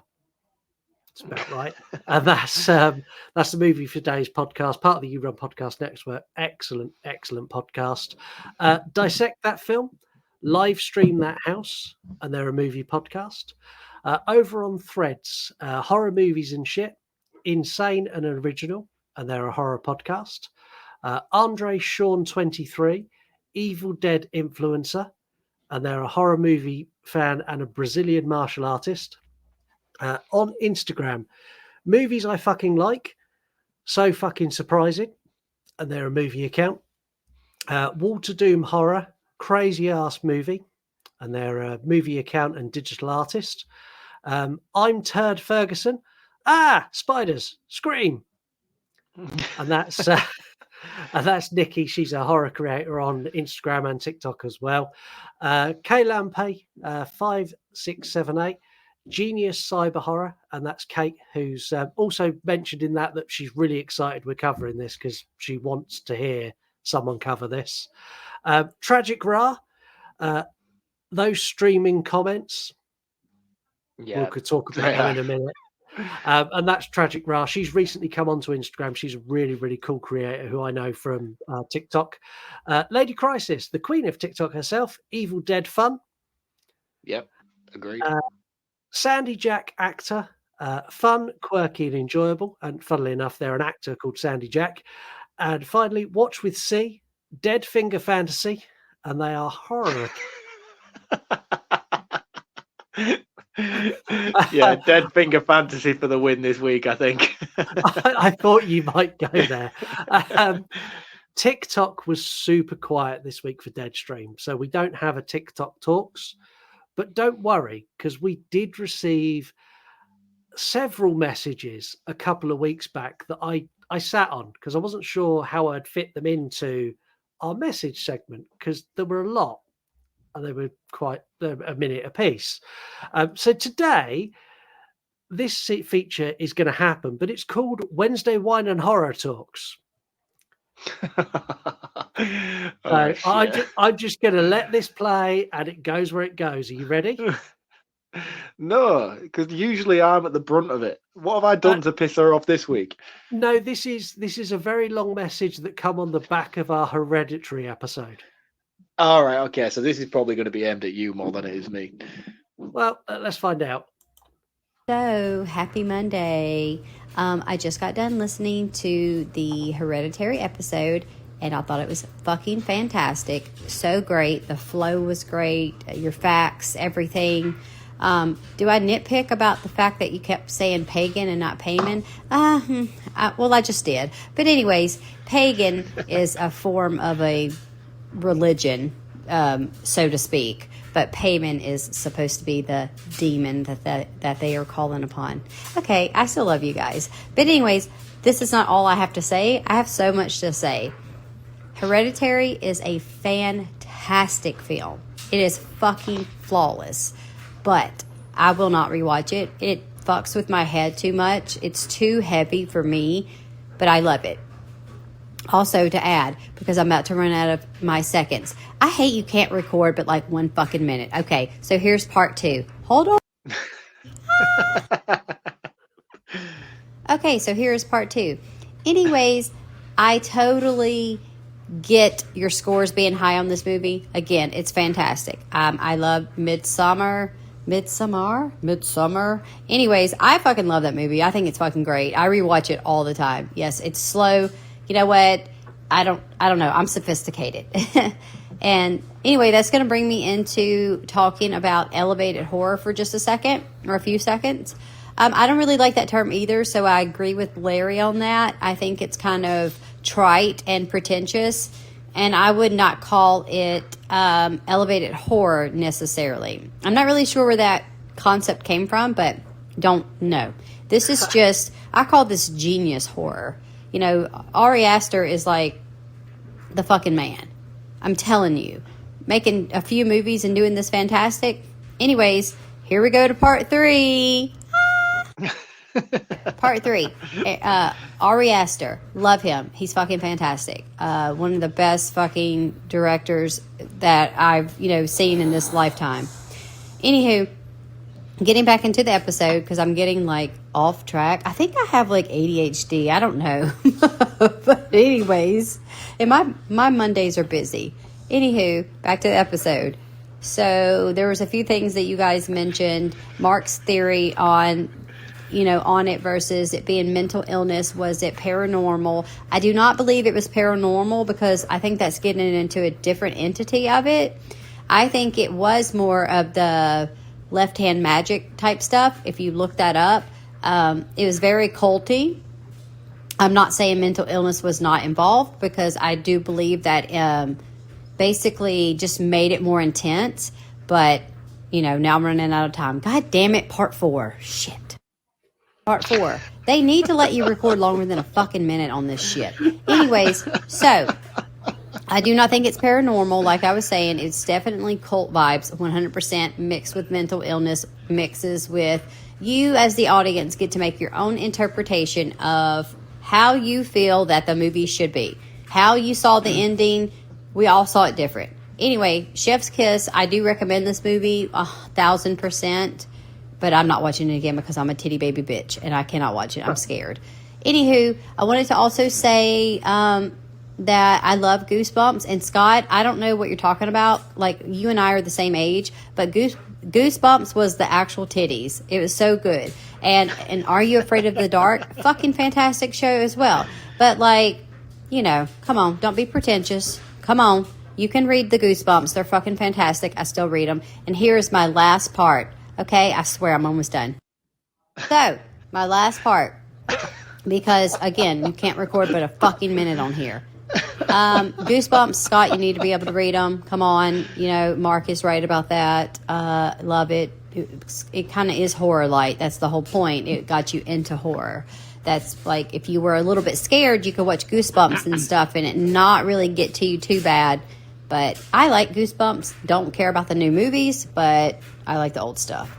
But anyways, overall, I think I just rambled on for 5 or 6 minutes, and you probably won't use all of this footage. No, we won't. Voice footage? Voice? Anyway, you probably won't use all of it. And, yeah. I don't really have anything else to say except for I love you guys. I love the show. This was definitely in my top episodes, and I hope that you continue to keep doing killer movies like this. All right, take care, guys. Bye. Wow, that was a lot to digest. Do you know what the thing is about that? My biggest takeaway is I have done cocaine before in my lifetime, and that is what I sound like on cocaine.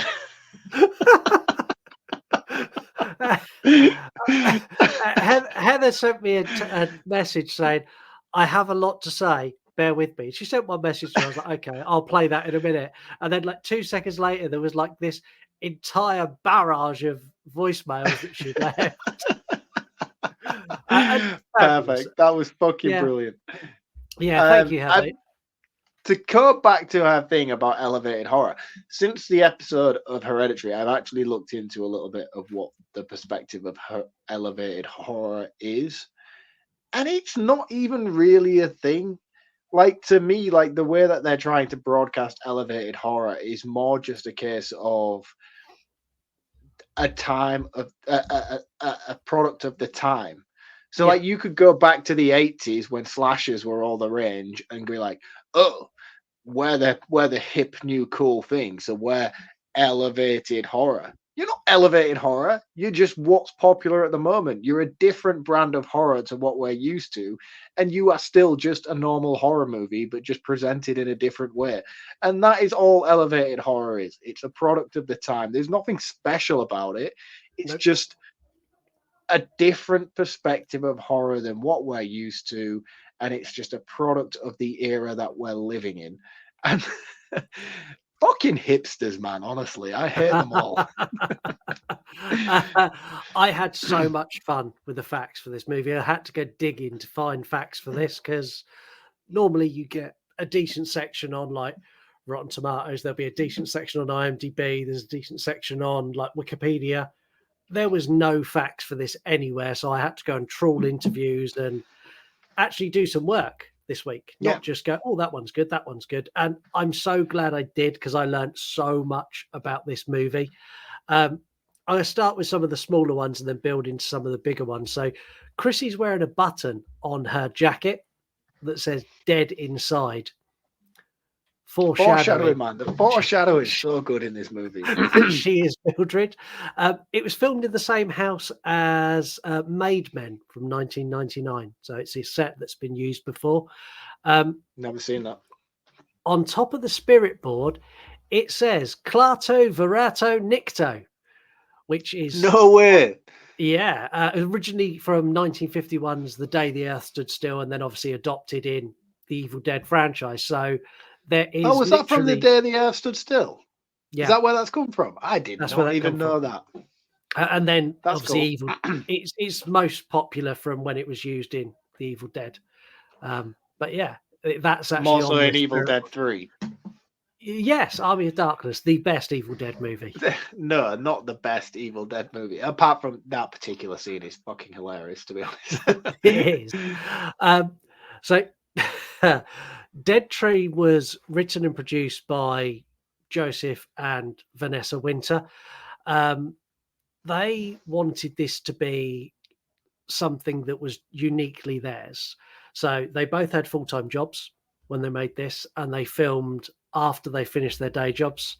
It was Joseph who done obviously all the lead acting as Sean. He also composed the soundtrack. That's his composition. And again, brilliant that he called it Sean Carpenter's Halloween. Like fabulous little nod. So the abandoned house they used was actually haunted. There is an actual lore around that house which isn't revealed, and in all the interviews I've seen, they don't really talk about it. He just says that the lore is wild. And that they've got specific rooms that, if you notice when they're filming in the house, there's certain rooms they don't go in. There's 2 rooms that they never open the doors on. That's because those are the rooms with the paranormal hotspots, and they didn't want to fuck with it. And they had cast and crew who did not like being there and like wouldn't go in certain rooms and wouldn't film at certain times. And they had lots of bumps and bangs that were not part of their filming that they had to edit out, which I thought was really cool. Yeah, that is really, really cool. So Sean, like throughout, has got a subplot of like what's going on in the comments. Like the comments are a big thing in this. Yeah. How much attention did you pay to the comments? Not at all the first time around, but the second time I did try to pay a little bit more attention.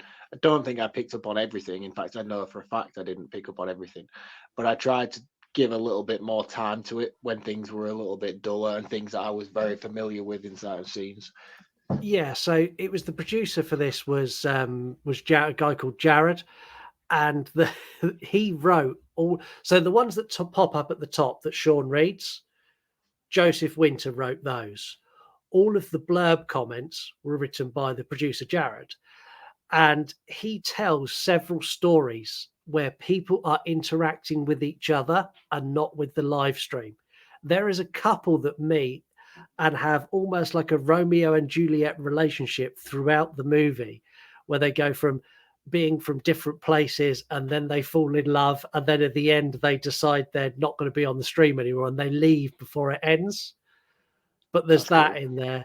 There's loads of little Easter eggs in nods to other horror movies and people making comments of, oh, this is a bit like Paranormal Activity. Oh, this is like the Blair Witch in a house. There's loads of stuff like that. Apparently, he wrote over 6,000 comments for this. Fucking hell. Not all of them were used, but there was 6,000 plus comments that were available for them to drop into the stream. That's really cool. Just That's a lot of time and dedication to do that. Just the editing of that, like you've got all these comments and then to create them into a digital format and then make them scroll up the screen. And some of these comments are there for less than a second. Yeah. Yeah. It's so much work and so much dedication. The biggest takeaway I've got from all of the interviews I saw that they done and all of the things that I've read is this was a passion project for everybody involved. So the actress who plays Chrissy, she was a producer as well. And this was very much a labor of love. Evenings, weekends. The biggest thing I find the most impressive is this was edited by themselves. This wasn't an external company. This wasn't a professional editor. This was them sat down together, going through the footage they had and cutting it together, which blows my mind. Yeah, because they met the actress who plays Chrissy. I can't remember her name. They met her because she starred in their first featurette, which was on VHS 1999. That's it. Yeah. They did the, for those of you who've seen VHS 1999, I haven't personally, but the last segment in that, I think it's Hell and Back or Hell and Beyond. Joseph and his wife, Winters, Mr. and Mrs. Winters, they did that last segment, which Chrissy features in, and that's why they brought her on board to star in Deadstream to make their own first full feature production. I desperately need to go back and see it because if this movie alone is anything to base it on. And I've heard a lot of people who have seen VHS 99 say that is the best segment in that film. So I'll definitely get round to it at some point. But man, whatever these guys put out in the future, I'm 100%. And she's a fabulous actress as well. The girl who plays Chrissy is, I can't think of her name. No, it's gone. But she is a really good actress. Sean is, for someone who claims to be a director and producer, he's a fucking good actor. Like he's an actor above, like as good as he is as directing and producing, which this movie proves. As an actor, because when you watch, have you seen any interviews he does? I haven't seen anything, no. So he is as far removed from the character of Sean in real life as you could possibly get. He's very chilled out and really like just a really nice guy. And he's not this pretentious asshole that he portrays. But I 100%, the first interview I watched, I expected him to be like Sean, and he's nothing like it. Yeah, that's cool. That's cool that he can just switch that on. Yeah. Also, his wife has a cameo in this that most people will miss because they probably don't know what she looks like. But when Sean does the stunt at the beginning where he does the Moses basket, and he's pushed down the whitewater rafting. It's his wife who plays Joseph's mother, who plays the baby's mother, Moses' mother, who pushes him in and pushes him down the river. That's cool. Again, something I'm going to watch this movie again, definitely. It'll be in my annual rotation now, so I'll check out that next time. And the thing is, like, how do you get to a point where you turn around to your wife and go, right, I want you to strap me into a Moses basket, and you see that there's rapids down there. I just want you to push me down. Because that's how they'd done this. This movie was very much, right, we want to do dog sledding in the snow. Let's go and do dog sledding in the snow.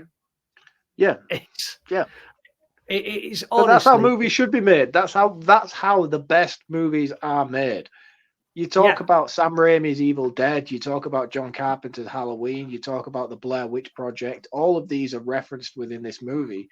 They're all done with questionable motives because it's done on an amateur shoestring budget, and they have to work with what they've got. It's not like, we want to feature something like this in this film. Oh, don't worry, we'll just do it in a green screen. No, you can't do that on a green screen. If you want to do it, you're going to have to go and physically do it. And it works better and it translates better on screen, regardless of whether it's a 3-second clip or not. Yeah. Now, in true Deadstream style, I thought it would be inappropriate not for us to do this game. This is a new game. We have our own Wheel of Stupid ready to use. Isn't every episode a Wheel of Stupid? It very much is. The options on our Wheel of Stupid that you are going to play whatever option we get are as follows. You've got higher, lower. You've got Weirdos from the Web. You've got Deadstream, Wild Comments, Horror Not Horror, Do the Rest of the Show Topless, Broken Spirit, or Spider Videos. Oh, fuck off. No, because if you rig this and it's just Spider Videos, mate, I'm not going to do it. No, it's not rigged. It's a completely random wheel. Would you like me to spin the wheel? What happens if I say no? You're just going to spin it anyway. I'm going to spin it anyway, so you may as well commit.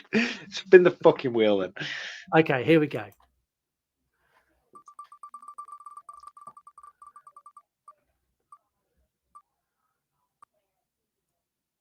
Ooh, Weirdos from the ... Oh, Weirdos from the Web. If it's web as in spider web, then that's not cool. You know that, don't you? Would I do that to you? I wish I'd thought yes, that. Why did I not think would. that? Why did that not occur to me? So Weirdos from the Web is something I've wanted to play for a long time, and it's something we've done a version of it where I tell you things that have happened online, but we're a multimedia platform now. We have video. So I'm going to play you, what have I got here? 6 clips that were taken from TikTok. And all you need to do is react to them. All right, so I don't actually have to do anything. You actually have to do anything. So are you ready for the first clip? Mate, is there any spiders in it? No, there's no spiders in here. There's none whatsoever. Right, okay. Yeah, I'm ready. Okay, here we go then.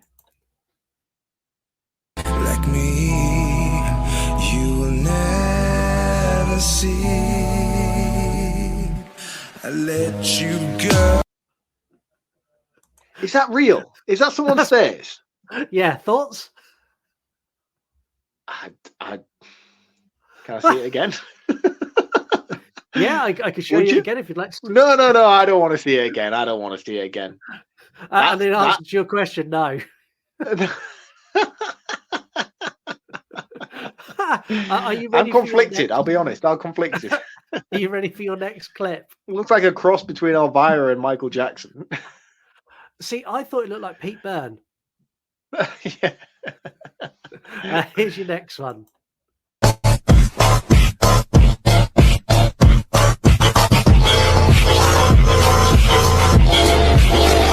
cool. I wish I could do that. He is a monster of a man who does not look like a monster of a man. I mean, the tribal tattoos are a bit questionable. I'd like to know what tribe. Excuse me, I have tribal tattoos. Wind your neck in.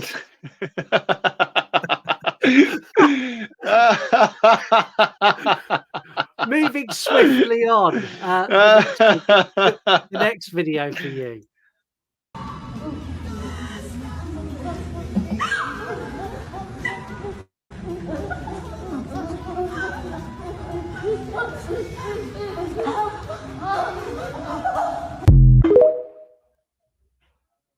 What?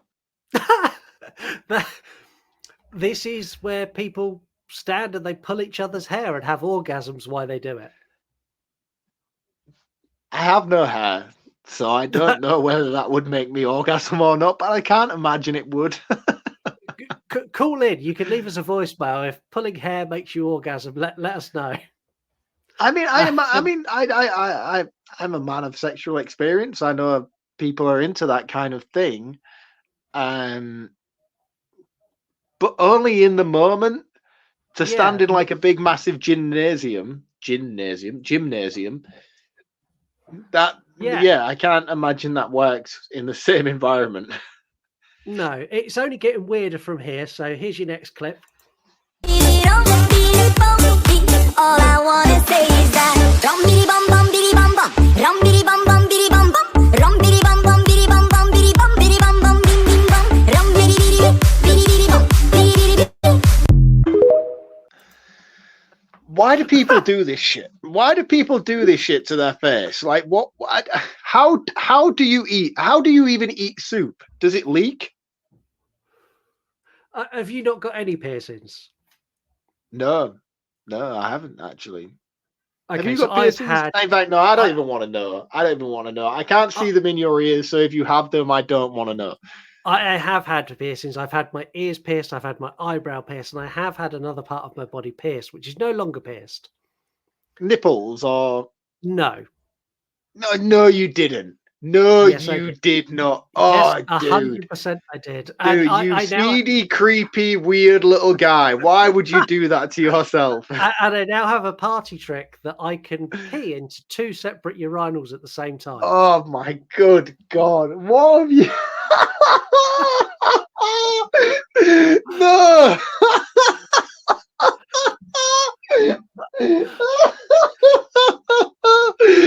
That is excellent. I need to see it. I need to see it. What, just the hole where it was? Yeah, fine. The thing. I need to see it. Show me it. What now? I can't show you it now.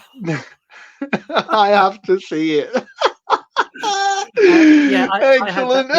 I was about 18, maybe 19 when I had that done. But anyway, did it hurt? Yes, it hurt. So, okay, anyone who's a bit squeamish, tune out for a couple of minutes. I'm going to explain to Mark how they do it. So what they do is they go in the end, and then they go down past your helmet, and then they come out the side underneath your helmet, and then they pull a ring back through. Right. So the benefits of it are when you get an erection, that ring stands on end. But who does it benefit? Do you feel any sort of pleasure from it? Yeah, it's kind of a pleasure pain feeling, or it was when it was first done. The fuck are you, Pinhead? What do you mean pleasure pain? What do you... I have such sights to show you. Honestly, man, that is fucking awesome. So you've had it taken out since? I took it out myself. Yeah, I don't have it in anymore. I'm a grown up now. I'm a big boy. I don't need it. Let's move on to the that next is fucking video. brilliant. Well, I've revealed more on this episode than I expected. Next video. So good. Yes. Gang. Thank you, Maya. Thank you, Divine. Ice cream so good. Pop, amazing. Yes.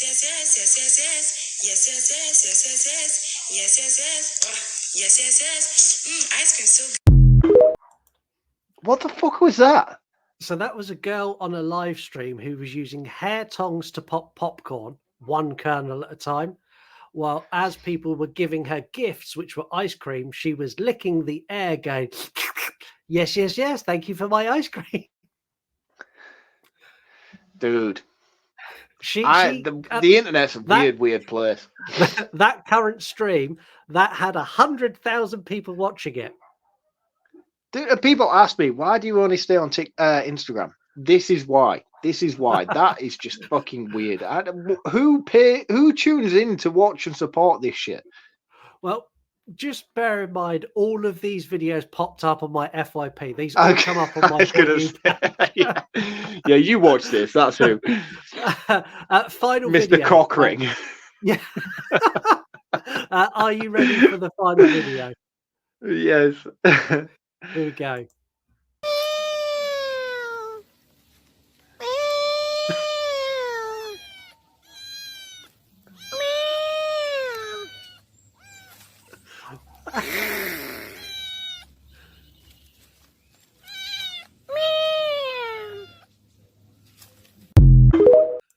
And that, ladies and gentlemen, is why you do not take drugs. What the fuck is that dude doing? He's dressed in leopard print, meowing with a kitten. Why? Why on earth? Like, in what part of the day do you wake up, you get out of bed in the morning, you think, do you know what I'm going to do? I'm going to dress head to toe in leopard print. I'm going to put on a black long wig, and I'm just going to go out and meow in my back garden.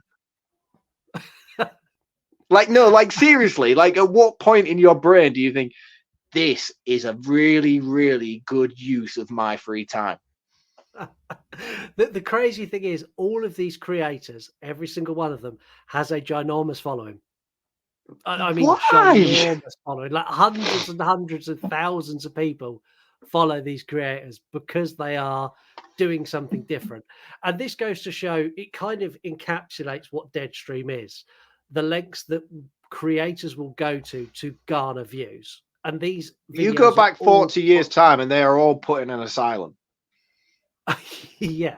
The 1950s, 60s, and 70s, every single one of them, probably us included in that. Most probably, this is true. Especially you, Colonel Cockring. Self-mutilation. I'm going to let you round this up first.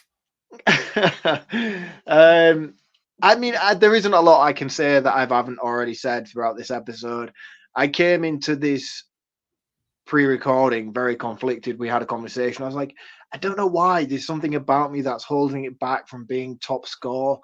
And I don't know what it is, because I can't justify a reason into why I would not give this a top score for the movie that it is. I think it's fantastic. I think the writing is really, really intelligent, especially for a found footage movie. Someone who always walks away from most found footage movies, I'm like, but why is that happening? Why is this happening? You need to explain that.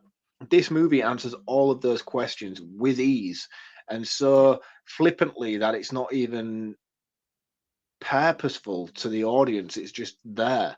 The writing's really, really clever. I think the acting is remarkable. He has this perfect balance between love and hate for his character, and I don't think that could have been portrayed by many other people.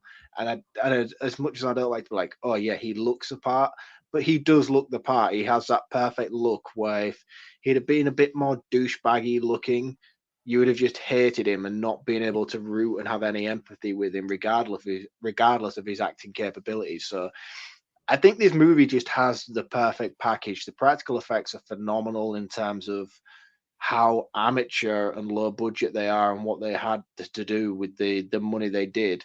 I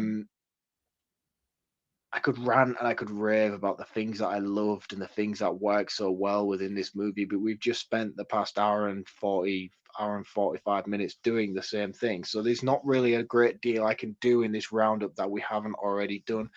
I think it's perfect. I didn't want to give it a full score, but there's no reason in me to not do that. I thought when me and you started talking and dissecting the film, there would be something that would crop up and I'd be like, yeah, but that annoyed me because of this. But I couldn't find it. I couldn't find it anywhere within this. I think this is an incredible movie, and I think what they have achieved with the budget and the scale of the project that they had to work with is just commendable. I think these guys are fantastic. I hope they go on to have a fabulous career, especially within the horror genre. I don't want them to sell out and be like the next fucking Marvel movie directors. I think they should stay in their lane and I stick don't to know. what they know. I'd take a found footage Marvel production from this team. No, I mean the thing is, I don't. Found footage is great, but I think they could do some really incredible things within the horror genre in general. I don't just think they need to stay within the found footage thing. I think what they've shown here and there, this is clearly somebody who knows the genre. They know the movies. They know what people, the fans, want because they are fans themselves, and that is clear throughout this film. So I'm going to stop rambling. It's a 5 out of 5. If you haven't seen it, go watch it. It is a perfect horror comedy, which not many people can get right. Horror comedy is such a fucking difficult line to walk because you always fall to the wayside with one or two aspects of it. You either compromise on the horror or you compromise on the comedy in order to big up one side or the other. Yeah. The line is very, very thin, and this one does it better than most in terms of being able to walk that line from start to finish. It's scary as shit, and it's also funny as hell.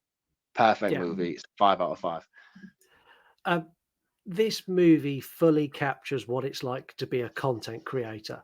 And even as a small creator, I feel everything that he goes through that he's willing to do to grow his audience. And shit, I've walked on Lego, I've rolled in mousetraps to grow an audience. There's things I've done. I am this guy on a small scale. You are. and a little bit less douchey than this character. But this is something that content creators do. And I feel that from him. And instantly, once I had that connection with him, I bonded with this movie. His performance is faultless. He's so good at imitating real world streamers that if he had a streaming channel, I would buy it. I would buy this. If this was a real streamer in this movie, I would 100% go, yeah, of course it is. Like his performance is that good. The addition of Chrissy is genius as a secondary character. Early on when they bounce off each other, I think if it didn't have that, I would have lost interest had it just been Sean. It needed that conflict in there, and I thought that was brilliant. And the twist of her being Mildred is just fantastic because that caught me so off guard. Production quality of this is great, and the fact they filmed it around their day jobs and everything we said earlier is just mind-boggling. There's no official budget for this, but it's rumored to be somewhere between $10,000 and $50,000. That's insane. Absolutely crazy that they can make something this. Let's say it's the high end of the scale. In fact, let's say it's 3 times. Let's say it's $150,000 to make a movie this good for that little money is almost impossible. Yeah, and you don't feel that when you're watching the film. You don't think, oh, low budget. No, it is. No. It very much is, but you don't get that aesthetic appearing on screen when you're watching it. No, I can only assume that they took their paycheck from VHS 1999 and just put it all back into this. Yeah, and the thing is, like, how they made this movie and the equipment they made this movie with, I've got all the equipment they used. I own it. Like, there's nothing in this that's like, oh, super special camera equipment or all super special editing kits. Like, all this stuff that they made this movie, you've probably all got at home, sat on a shelf somewhere. Yeah. Like, clubbed together with 6 friends, you've got 6 GoPros. Download a free editing software and you're good to go. But you'll never produce something like this because this is a labor of love that they fully bought into across the board. The story's engaging. I love the practical effects that, although they are slightly wonky, they're very a la Evil Dead, and it just fits with the movie. This is quite simply the pinnacle of modern found footage horror for me. This has done the most for found footage since the Blair Witch Project and is the most impressive movie in the genre since Paranormal Activity. You're forgetting about Wreck. Don't do me dirty. You know that's my favorite movie. Yeah, Wreck's in my top 10, but not in my top 5. Ooh, nasty. It's a 5 out of 5. It's as good as it gets when it comes to found footage. I love this movie. That brings this episode to a close. We're going to be returning next week with a movie for Revisited Week, which is a movie that we've done before, but Mark wasn't here to do it. We don't quite know what that is yet. The poll is ongoing at the moment while we record this, so it's either going to be Beetlejuice or it's going to be Constantine, and they are very, very close at the moment. So one of those two movies you'll get this week. Yep.